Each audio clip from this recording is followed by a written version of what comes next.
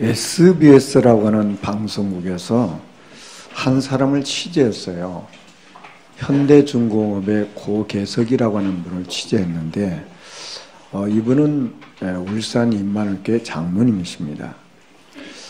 2014년도에 부산 외국어대학교 신입생들이 체육관에서 신입생 오리엔테이션을 했습니다. 그런데 그 겨울에 아마 눈이 많이 쌓였느니 체육관이 무너졌어요.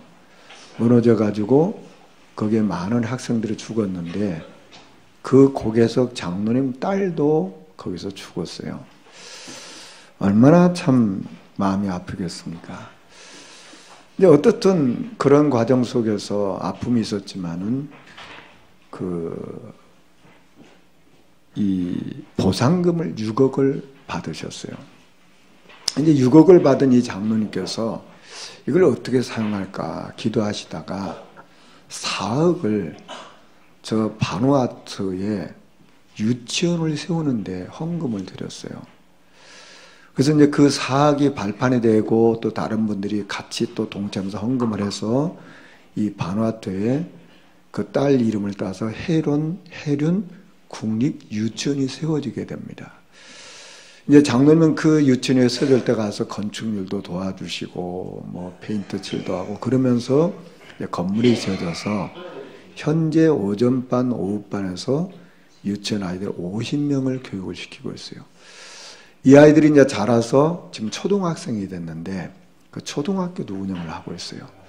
이 나라는 굉장히 가난한 나라인데 감사하게도 대통령, 국회의장, 총리 이런 분들이 후대에 대한 그 가슴이 있어서 해륜 국립유치원을 많이 도와줘서 아주 그 바누아투라는 작은 나라인데 이 나라에 아주 유명한 곳이 됐어요. 이런 내용을 이제 취재를 했습니다.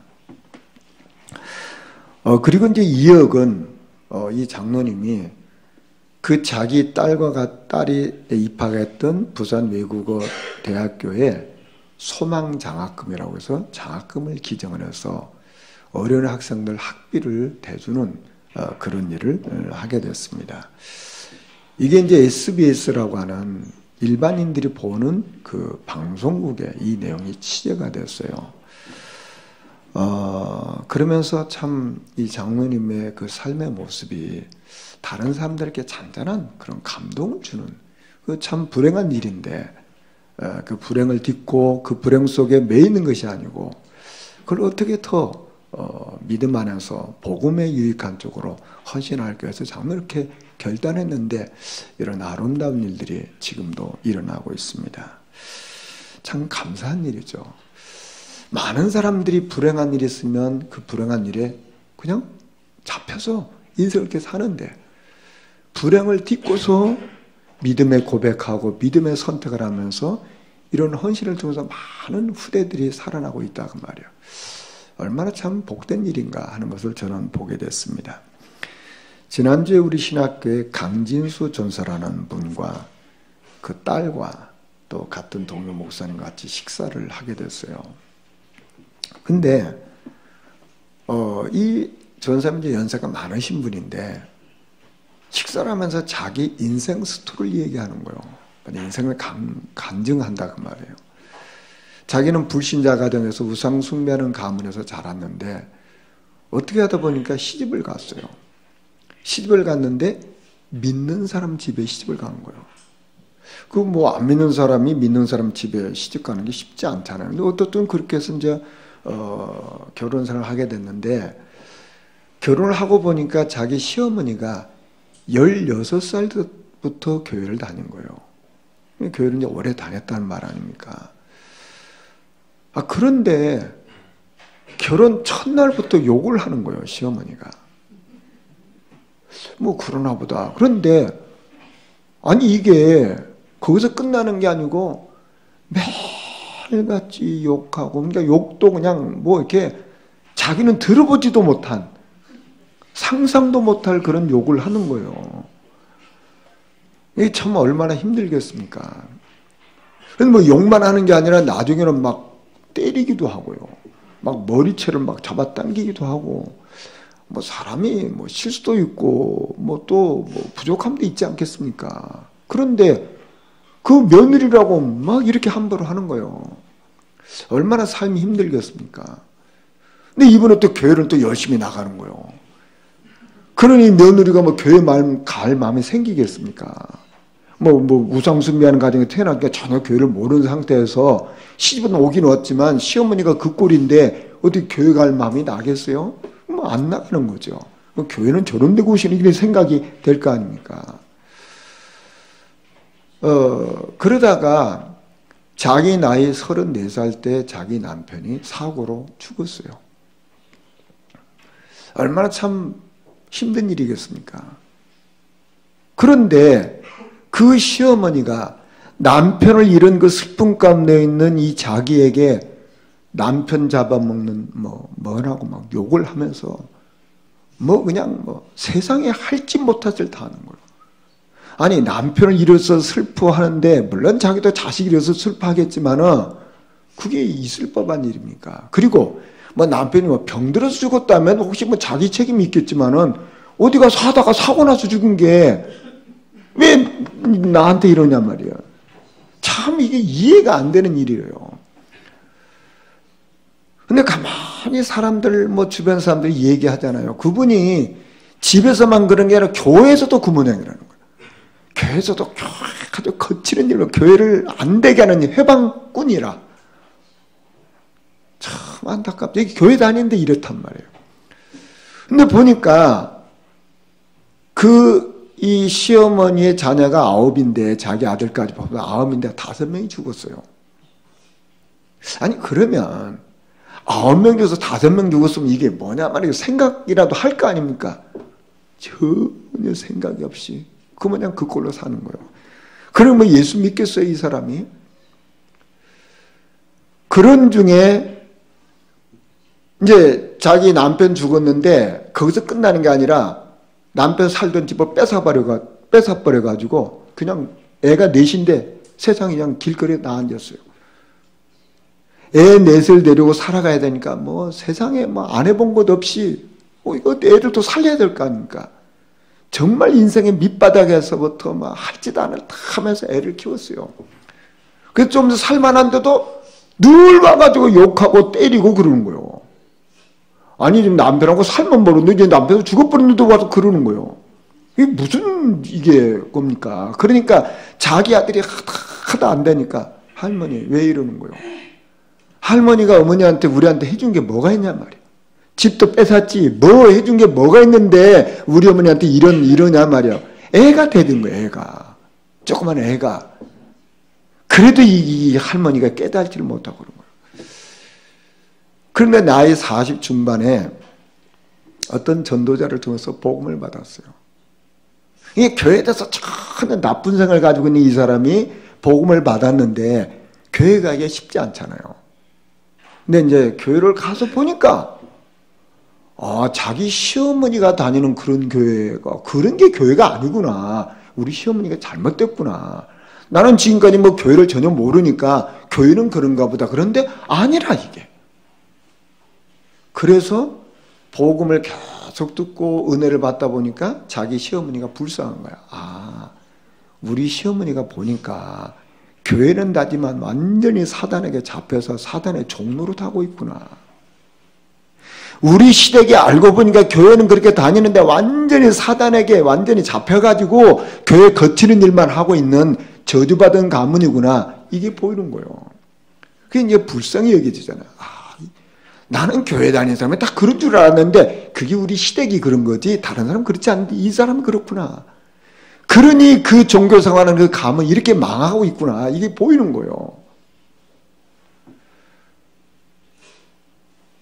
그러면서 자기 마음속에 무슨 생각이 드냐면 나는 불신자 가문에서 태어나가지고 나도 몰랐더라면 우리 시어머니처럼 복음 막는 자가 됐고 교회를 거치는 자가 됐을 텐데 나는 이게 웬 은혜로 참 이렇게 복음을 깨달았고 정말 하나님이 원하시는 좋은 교회에서 이런 좋은 성도들과 함께 신앙생활하는 게 너무너무 감사하고 내가 복음을 막는 자가 아니고 복음을 전한 자 될 수 있기 때문에 너무너무 감사하고 내 아이들이 없이 그렇게 살았지만은 이 아이들이 그래도 믿음 안에 사는 게 너무 감사하고, 내가 이 시대의 이 전도자의 대열 속에서 내 과거의 그 모든 아픔이 슬픔이 전부 다 문이 돼가지고 자기 주변에 전도문이 많이 열리는 거예요.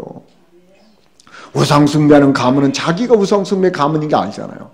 종교생활하는 많은 사람 자기 시댁 보니까 알잖아요. 그러니까 이분들한테 가서 말을 할 수가 있는 거예요. 그러니까 막 이 사람들이 복음을 받고 막 교회에 들어오는 이런 일이, 이분이 전도 많이 해요. 참 나 같은 부족한 사람이, 배운 것도 없는 사람이 이렇게 복음 운동에 쓰임 받는 거 너무 감사하다고. 목사님 저는 너무너무 감사해요. 지금 죽어도 아무 여한이 없어요. 내가 복음을 거치는 자가 아니고 복음 전하는 자가 된 게 너무 감사하고, 우리 시어머니처럼 교회 다니면서 이 교회에 거치는 자가 되지 않고 내가 어떻든 교회를 살리는 사람이 되고, 이게 얼마나 감사한지 모르겠다고. 저는 그분의 이 고백을 들으면서 참, 그래, 저분은 절대 예수 믿을 수 없는 사람이잖아요. 우상숭배 가문에서 그 시댁으로부터 그렇게 상처받아가지고 그런 상처 때문에 절대 복음을 받을 수 없는 사람인데, 하나님 특별한 은혜가 임해가지고 이걸 복음을 받고, 그 상처 가운데 있을 때 상처를 딛고 넘어서서 전도자가 되어 있단 말이에요. 참 이게 하나님 은혜 아니고 뭐겠어요. 지난주 우리 신입생들 영성훈련을 했는데, 김미애 전사라고, 이분이 호흡 건강에 대해서 이렇게 간증하고 강의하는 분인데, 그런 고백을 하는 거예요. 자기가 만난 한 분이 사업가인데 사업을 잘하세요. 사업을 잘하다 보니까 뭐 해외도 가야 될 일이 참 많잖아요. 그런데 비행기를 못 하는 거예요. 왜 비행기를 못 하냐? 공황장애증 때문에 비행기를 못 하는 거예요. 그러니까 해외 문이 안 열리는 거예요. 근데 이분을 만났어. 그래서 이 전사님이 이분에게 복음을 전해서 복음을 받고 이 사람한테 뭘 시켰냐면은, 이 우리가 하는 맞으면 복음 소식, 우리가 하는 뭐 영접 메시지, 복음 편지, 뭐 10가지 발판, 이런 이 성경의 가장 복음의 핵심적인 성경 구절을 주어가지고 이거 매일같이 읽고 쓰고 듣고 암송하고 묵상하라고 했어요. 그리고 호흡을 길게 하시라고. 그런데 이분이, 이 사반의 이 바쁜 사람이 그걸 계속 하는 거예요. 그러더니 어느 날 공황장애가 치유가 된 거예요. 그러다 보니까 이제 비행기를 타고 해외를 다니는 거예요. 그러니까 해외 뭐 또 사업의 문이 열리고, 이런 증거가 있는 거예요. 그래서 이 전생 고백이에요. 야, 이 요한계시록 1장 3절에 이 말씀을 읽는 자, 듣는 자, 지키는 자고 복이 있다더니 정말 그렇구나. 히브리서 4장 2절 말씀처럼 말씀은 생명이 있어서, 말씀은 능력이 있어서 이 골수와 관절과 영을 찔러 쪼개는구나. 이게 그냥 지식적인 말씀이 아니라 사실로 와닿고 그 사람의 증거가 나타나고 있잖아요. 자, 그래서 이 말씀은 사실이단 말이야. 이런 고백을 하는 거예요. 저는 그러면서 무슨 생각하게 됐냐면, 히브리서 11장에 보면 믿음의 사람들 얘기가 쭉 나오잖아요. 뭐 모세, 아브라함, 뭐 그런 모든 믿음의 사람 얘기가 나오는데, 이런 사람 특징이 뭡니까? 공통점이 뭡니까? 많은 환난과 핍박과 그 죽음의 위협 속에 있는데 예수 그리스도 믿음 딱 붙잡고 승리한 사람들 얘기 아닙니까? 그게 히브리서 11장이라 믿음의 장이라. 그러면서 히브리서 12장 2절에 믿음의 주여 또 온전케 하신 인 예수를 바라보자 그랬어요. 아, 이게 정말 예수를 바라보는 게 모든 거구나. 이걸 보게 된 거예요. 여러분, 개도요, 명품개가 있고 일반개가 있답니다. 난 명품개는 뭐고 일반개는 뭔가 그랬더니, 명품개하고 일반개하고 구분하는 그 어떤 기준이 있대요. 그게 뭔가 이제 제가 자세히 봤더니 이런 거예요. 일반개는 그냥 개가 좋아하는 그 뭐 고기 이런 거 주면은 막 덥석 문다는 거예요. 덥석 먹고 막 맛있는 거니까 막 먹는다는 거예요. 근데 명품개는 그렇게 안 한다네요. 명품개는 먹을 걸 딱 주면 주인이 뭐라고 하는지 딱 주인을 쳐다본대요. 그게 좀 맛있는 게 있는데 그거 덥석 안 먹고 주인을 쳐다본대요, 주인. 그 주인이 먹으라고 하면 그때 먹는데요. 아무 말 안 하면 주인 눈만 막 보고 막, 얼마나 먹고 싶게 침이 막 질질질 흘리면서도 자기가 절제를 하고 주인이 막 떨어질 때 그 주인만 본대요. 그 주인이 먹어. 그럼 그때 먹는다. 이게 명품계랍니다. 그러니까 일반계는 먹을 게 없으면 덥석 먹고 막. 명품계는 뭐냐? 주인이 시킨 대로 하는 거예요. 주인이 먹지 말라면 안 먹어. 침 흘리면서도 얼마나 먹고 싶길래 안 먹어. 근데 먹어. 그러면 그때 먹는 거예요. 이게 명견과 명품계와 일반계의 차이구나. 우리 인생이 정말 주님을 바라볼 수 있고 어떤 상황에서 주님을 볼 수 있고 주님을 의지하고 주님 말씀을 따라간다면 저와 여러분의 인생은 명품 인생이 되는 거예요. 아무것도 가치 없는데 나 거기다 막 인생을 막 이렇게 하는 것은 사실은 별로 그렇게 뭐 축복된 인생이 아니잖아요. 오늘 성경에 보면 엘리멜렉이 두려워했다. 그 백성도 두려워했다 그 말이요. 왜 두려워했습니까? 하나님이 엘리멜렉에게 말했어요. 저 아브라함은 선지자다. 아브라함이 너를 위해서 기도할 것이다. 아브라함이 기도하자면 너는 네 문제 해결 못해. 그리고 저 여인을 보내줘라. 보내주지 않으면 너는 반드시 죽는단 말이야. 그러니까 이걸 갖다가 백성들한테 이 얘기하는 거예요. 그러니까 백성들이 다 두려워합니다. 여러분, 아브라함은 나이 많은 볼품없는 사람이거든요. 그러니까 이 자기 지방에 온, 이 그랄 지방에 온 이 아브라함 나이도 많고 볼품없는 사람, 제가 뭐 별 사람이야 이렇게 생각했단 말이에요. 그런데 그들이 다 지금 아브라함을 두려워해요. 왜 두려워합니까? 아브라함보다 대단해서요? 아니요. 저 사람은 볼품없고 나이 많은 사람인데 하나님이 함께 하시는구나. 하나님이 지키시는구나. 하나님이 배경이구나. 저 사람 우리가 함부로 했더니 하나님 앞에 큰 문제가 생기는구나.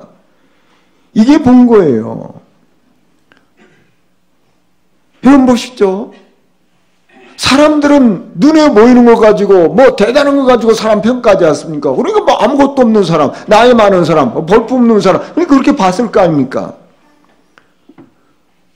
그런데 하나님이 저를 보호하고 계시구나. 하나님이 저를 지키고 계시구나. 하나님이 저 인생을 책임지구나. 이게 보이니까 어이구야, 저 사람 건드려 큰일 나구나. 이게 보이는 거예요. 여러분 보시죠. 하나님은 아브라함의 보호자요 배경입니다. 하나님은 구원에 든 저와 여러분의 배경이고 보호자라 그 말이요. 그렇지 않습니까? 아브라함을 축복하는 자는 하나님이 그를 축복하시고 아브라함을 저주하는 자는 하나님이 그를 저주한다 그 말이에요. 그래서 어떻게 했습니까? 이 아비멜렉이 아브라함에게 은 1000개를 줘가지고 내 수치를 가리게 했다 그랬어요. 이 가린다는 말은 덮어버렸다 그 말이에요. 우리가 죄가 많은데 이사야 1장 18절에 보면은 오라 우리가 서로 변론하자 너희의 죄가 주홍같이 눈과 같이 휘어진다 그래서 우리 죄가 있지만 눈과 같이 덮어버린다 그 말이에요. 자, 우리는 연약하지만 하나님이 그 모든 걸 덮어버린다 그 말이에요. 그게 지금 수치를 가렸단 말이에요. 근데 어떻게 했습니까? 은 1000개를 줬어요. 자, 그럼 은 하나가 어느 정도 가치가 있냐면은 장정이 가장 기술 있는 장정이 4일 일해서 벌을 수 있는 것이 은 1개예요. 만약에 노동하는 사람이 하루 일당이 말하자면 10만 원이라 그러면 4일치 40만 원이라 그 말이에요. 뭐 사람 따라 다르겠죠. 일단 그렇단 말이에요. 그러면 은 1000개는 얼만큼 되겠습니까? 4000일 동안 일한 품삯이에요. 그러니까 4000일이면 10년이 넘잖아요. 10년을 일하는데 받은 모든 품삯 하나도 안 쓰고 다 모은 거 그 말이에요. 어마어마한 돈 아닙니까? 그 돈을 줘서 이 아브라함의 수치를 다 덮었다 그 말이에요. 그래서 아브라함이 기도하게 했어요. 아브라함이 기도하니까 어떻게 됐습니까? 그 아비멜렉의 그 집안의 모든 여자들의 태문을 다 닫아버렸거든요. 애를 못 낳게 하나님 막아버렸어요. 그런데 하나님은 그 아브라함으로 하여금 기도하게 하셔서 태문을 열게 하셨어요. 자, 그래서 치료했다고 말이요. 자기 아비멜렉의 부인 왕비와 그 여종들의 모든 태문을 치료했어요. 누구를 통해서요? 아브라함의 기도를 통해서. 여러분 민수기 12장 1절 이하에 보면요. 모세가 구수 여인을 아내로 취합니다. 만약 이방 여인을 아내로 취해요. 그건 잘못된 거거든요. 그러니까 그 모세 형 아론, 모세 누님 미리암, 형과 누나가 모세에게 너 잘못했어. 왜 그래? 왜 이방 여인을 네 아내로 맞아? 그거 잘못된 거야. 그렇게 비난하고 책망했어요. 그런데 어떻게 한지 아십니까? 하나님이 책망한 그 모세의 형 아론과 모세 누나를 문둥병에 걸리게 했어요. 여러분 이 아론과 미리암은 잘못한 게 아닙니다. 자기 동생이 이방 여인을 취했으면 너 잘못했어 그렇게 말한 거예요. 세상 말로 보면 정당한 말이에요. 바른 말이에요. 옳은 말이에요. 그런데 하나님은 어떻게 했냐? 그 아론과 미리암을 문둥병 걸리게 했어요. 그러니까 모세가 하나님 앞에 기도하잖아요. 하나님 이렇게 하시면 안 되지 않습니까? 그러니까 하나님 뭐라고 말씀한 줄 아십니까? 아론과 미리암이 네 앞에 와서 무릎 꿇고 잘못을 빌고 회개해야 된다고 했어요. 그래서 네가 기도해야만 낫는다고 했어요. 그래서 아론과 미리암이 모세 앞에 무릎 꿇고 자기 동생 앞에 무릎 꿇고 회개하잖아요. 그래서 모세가 기도해서 그 형과 누님의 그 문둥병이 나왔어요. 무엇을 얘기합니까? 하나님은 모세를 세우신다 그 말이에요. 여러분 보시죠. 이 시대에 아무 힘도 없는 나이 많은 보잘것없는 이 아브라함을 하나님이 세우시는 거예요. 하나님이 보장하신다 그 말이에요. 여러분 우리 인생을 살아가면서 하나님이 우리를 보장하시고 하나님을 높이시는데 누가 방해합니까? 이게 구원받은 저와 여러분이 받은 축복이에요. 이걸 우리 딱 붙잡으셔야 돼요. 자, 그런데 저는 이 말씀을 묵상하면서 참 우리 인간이 연약하구나. 우리가 이 아브라함을 보면요. 참 은혜도 받았잖아요. 응답도 받았잖아요. 또 믿음도 있잖아요. 그런데 또 문제가 생기면 또 자기도 모르게 또 불신하게 또 빠지는 거예요. 자기도 모르게 또 환경이 좋으면 또 자기도 모르게 또 염려에 빠지는 거예요. 왜 이렇게 됐을까요?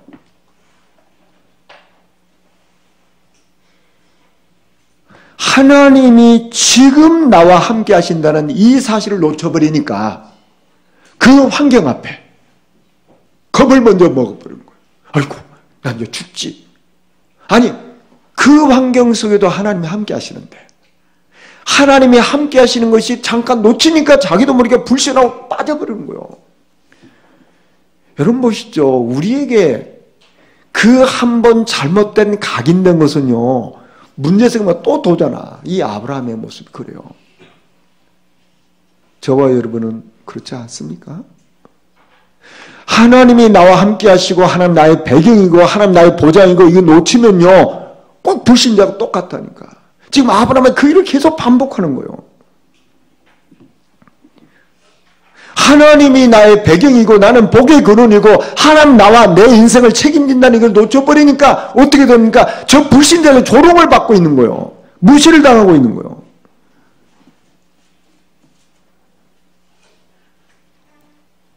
그러니 자꾸만 육적으로만 보다 보니까 무섭잖아요. 그러니까 또 이런 일을 당하는 거예요. 하나님은 지금도 우리와 함께 하시는데 하나님은 저와 여러분 인생을 책임지는데 이걸 놓치는 순간 우리는 나도 모르게 또 불신한 게 빠져버리는 거예요. 자, 그런데도요. 이렇게 불신앙을 반복하는데도 하나님은 아브라함을 버리지 않습니다. 끝까지 아브라함을 붙들고 계시고 책임지시고 보장하세요. 왜 그럴까요?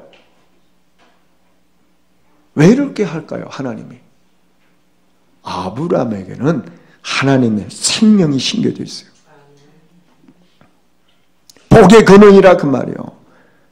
저와 여러분 정말 이 사실 붙잡으셔야 돼요. 우리는 부족하고 또 불신앙할 수 있고 또 염려할 수 있고 또 좌절할 수 있고 낙심할 수 있지만 저와 여러분은 하나님의 생명이 심겨져 있다 그 말이에요. 하나님의 생명이 심겨진 자는 하나님이 책임지는 거예요. 하나님이 보장한다 그 말이에요. 여러분 보시죠. 이 땅에 우리보다 훌륭한 사람, 똑똑한 사람, 잘난 사람 많습니다.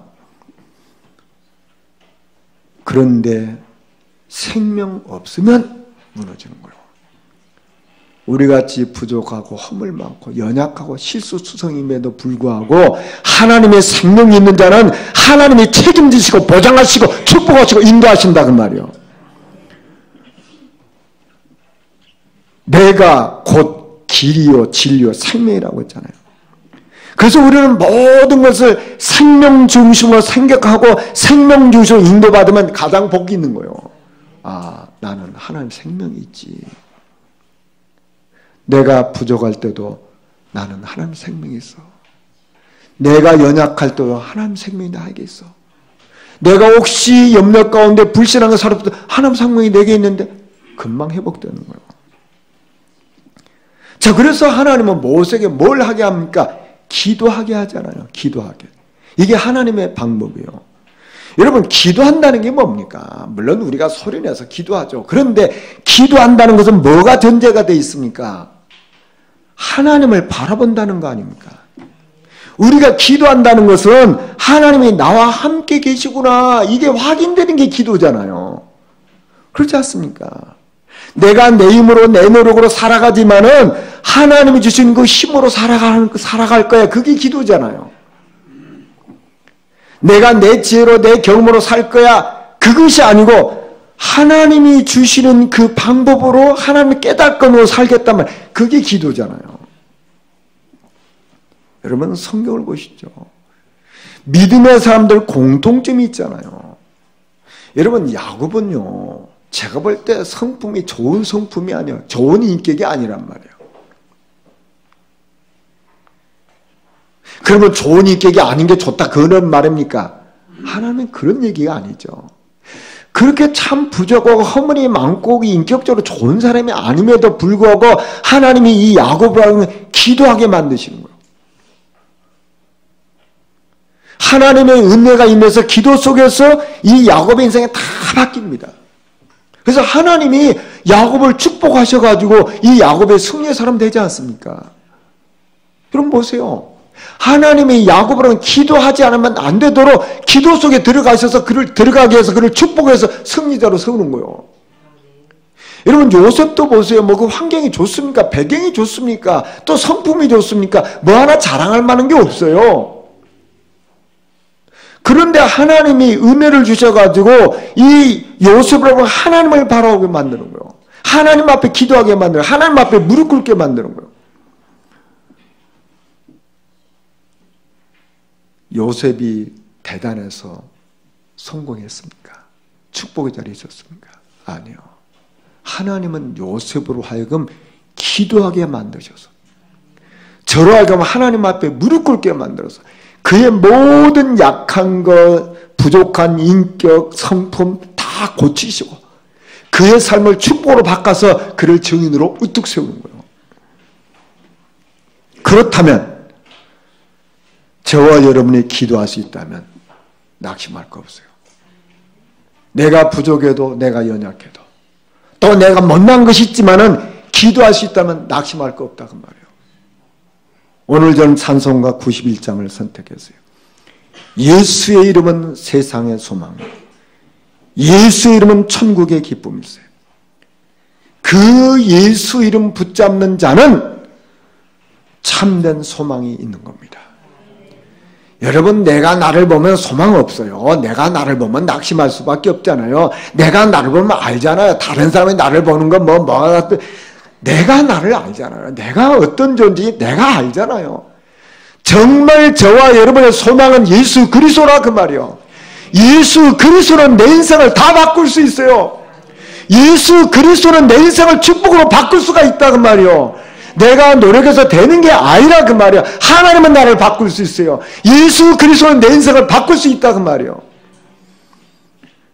오늘 아브라함을 그렇게 바꾸셨잖아요. 야곱을 여기서 그렇게 바꾸셨잖아요. 저 아프리카에 우분투라는 말이 있어요. 인류학을 연구하는 이 학자들이 제 아프리카의 한 부족을 연구했어요. 그래가지고 이제 뭐 아프리카 사람 미개하잖아요. 그러니까 애들 불러놓고 이런 실험을 했어요. 아주 맛있는 아주 싱싱한 딸기를 이렇게 큰 그 그릇에 담아가지고 그늘 밑에 놔가지고 애들한테 얘기했어. 야, 너네 저쪽에서부터 뛰어와. 1등 하는 자에게 다 이거 줄 거야. 너희 다 줄 거야. 이게 다 넣을 거야. 근데 1등 하는 사람이 줄 거야. 그러니까 애들이 예, 알았어요. 근데 오긴 오는데 뛰어오긴 오는데 어떻게 하냐. 전부 다 손잡고 와. 손잡고 와가지고 뺑둘러 앉아. 그래가지고 같이 먹는 거라. 그러니까 이 인류학자가 이게 뭐야 이게. 분명히 1등 하는 애한테 다 준다고 했는데 요놈들은 어떻게 된 게 전부 다 손잡고 와가지고 같이 앉아서 둘러먹는 거예요. 그러니 인류학자가 무슨 생각하냐. 지금 세상은 무조건 뭐 1등이면 다 되잖아요. 뭐 1등 해라. 너 직권을 1등 해라. 뭐 어떻게 해라. 뭐 이렇게 하잖아요.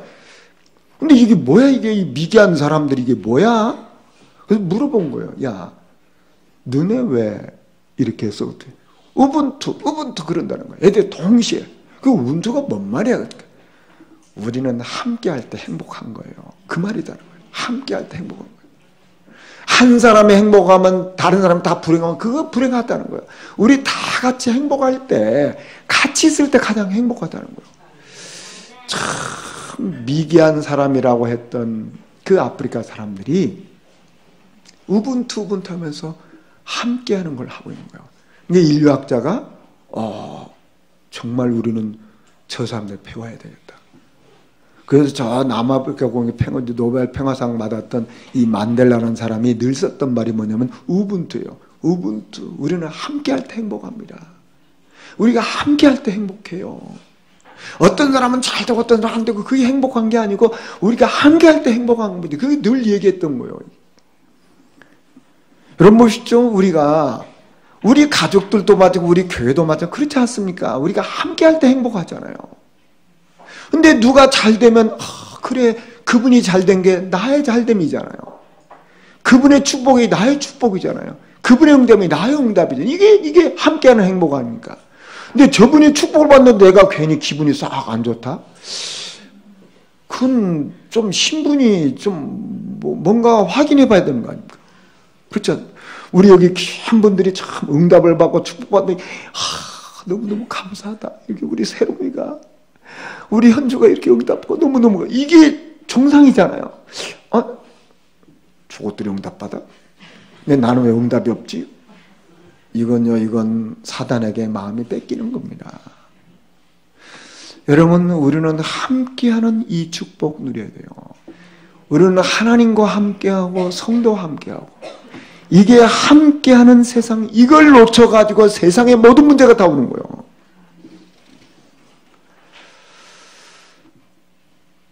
왜 우리에게 그리스도가 필요합니까?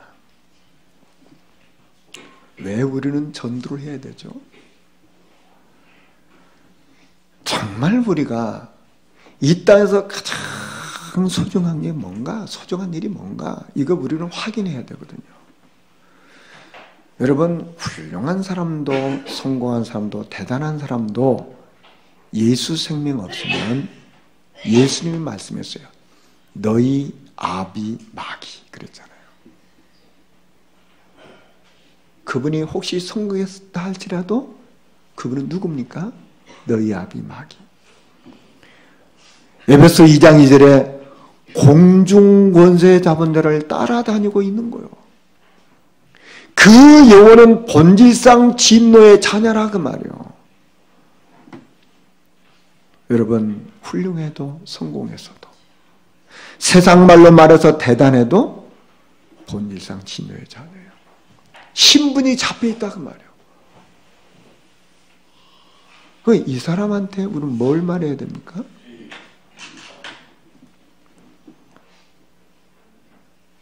거기서 빠져나오는 길을 말해줘야 되잖아요. 하나님의 아들이 오신 것은 이 마귀의 일을 멸하러 오셨다. 이거 말해줘야 되는 거예요. 그렇지 않습니까? 모든 사람이 죄를 범했으면 하나님의 영광을 이루지 못했잖아요. 그 죄의 싹은 사망이라 그 말이에요. 영적인 저주가 온다 그 말이에요. 그래서 벗어날 길이 있습니까? 없어요. 그러니까 예수님이 이 땅에서 십자가에 못 박혀 죽으셔서 대속물이 되셔야 되잖아요.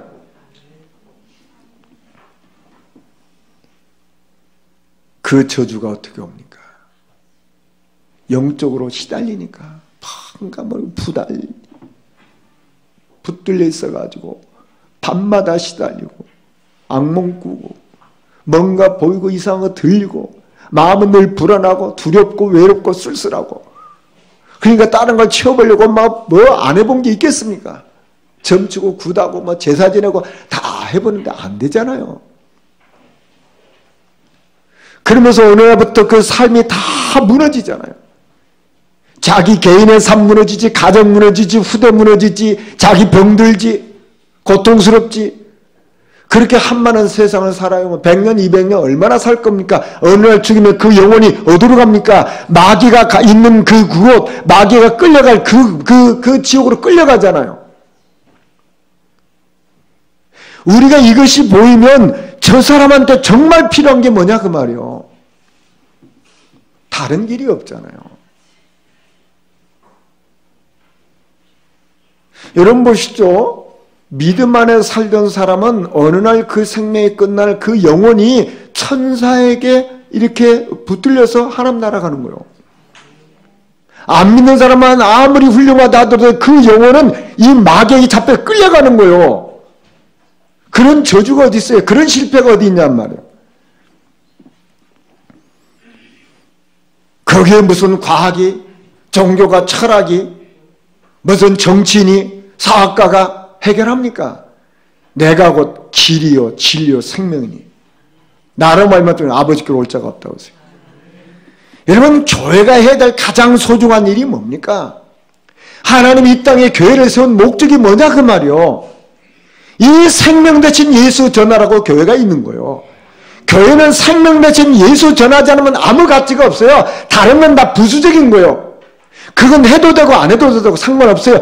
교회가 해야 될 가장 소중한 일은 생명 대신 예수 전하는 거예요. 여러분, 성도가 이 땅에서 가장 소중한 일을 하는 게 뭡니까? 그 생명 대신 예수 말하는 거예요. 안 그렇습니까? 죄와 허물로 죽었던 너희를 살려내셨도다. 누가요? 예수 그리스도가. 안 그렇습니까? 정말 교회가 해야 될 가장 소중한 일, 저와 여러분의 인생이 축복받고 응답받고 건강해지고 살아야 될 이유가 바로 뭡니까? 생명운동. 이것 때문에 사는 거예요. 그리스도 한 분 외에는 길이 없잖아요. 그래서 마태복음 10장 42절에 누구든지 제자 이름으로 이 작은 자 중 하나에게 냉수 한 그릇이라도 주는 자는 그랬어요. 그 사람 결단과 상을 잃지 않는다고 했어요. 주는 자는 그래서 냉수 한 그릇을 주는 자는 뭘 준다는 겁니까? 생명의 복음 주는 자 그 말이에요. 나에게 있는 이 생명, 이 생명을 그분에게 주는 자는 그 말이에요. 사도행전 3장 6절에 이 베드로가 내게 있는 것 곧 나사렛 예수 그리스도 이름으로 내게 준다. 내게 있는 것 내게 준다고 했어요. 뭐 다른 것 줍니까? 뭘 줄 겁니까? 저와 여러분 다른 사람 줄 게 뭐가 있습니까? 내게 있는 생명, 내 인생을 바꾸신 그리스도, 내 인생의 주인 되시고 왕 되신 그리스도, 이거 주는 자는 결단과 상을 잃지 않는다고 했어요. 아니, 우리가 무슨 뭐 상 받기 위해서 신앙생활을 하겠습니까? 상이 없어도 당연히 해야 되지 않겠습니까? 그런데 하나님은 일을 너무너무 소중하게 생각하시니까 일이 너무너무 가치가 있기 때문에 네가 냉수 한 그릇에도 주는 자는, 생명을 전한 자는 결단과 상을 잃지 않는다고 했어요. 생명의 복음을 주는 자는 그 복을 내가 받는 거예요. 우리는 복을 받지 않아도 해야 되는데 정말 이것은 너무너무 가치가 있기 때문에 결단과 상을 잃지 않는다고 했어요. 말씀을 정리하겠습니다. 우리는 다른 것 쳐다보면 속습니다. 오직 예수 그리스도 바라보는 축복 누리길 주의 이름으로 축원합니다. 우리는 세상의 힘 가지고 사는 사람들이 아닙니다. 위에서부터 오는 그 힘을 가지고 사는 거예요. 그게 기도입니다. 정말 우리가 이 땅에서 가장 소중한 일이 뭡니까? 교회가 해야 될 본질적인 일이 뭡니까? 생명운동, 그리스도 운동입니다.